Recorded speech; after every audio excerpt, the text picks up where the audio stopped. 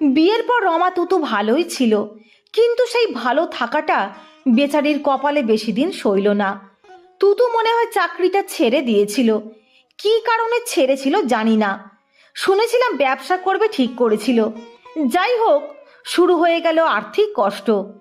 এমন অবস্থা দাঁড়ালো যে নিজের বাবার সঙ্গেই বনিবনা হচ্ছিল না। ও বয়ে যাচ্ছিল বন্ধু বান্ধবদের পাল্লায় পড়ে।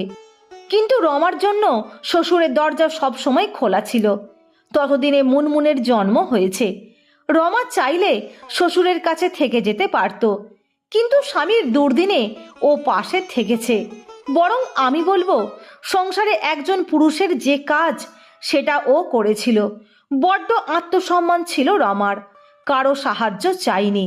সিনেমায় নামার বুদ্ধিটা ওকে যে কে দিয়েছিল এখন আর মনে নেই, কিন্তু তখনকার পরিচালকরা ওকে পেয়ে লুফে নিয়েছে।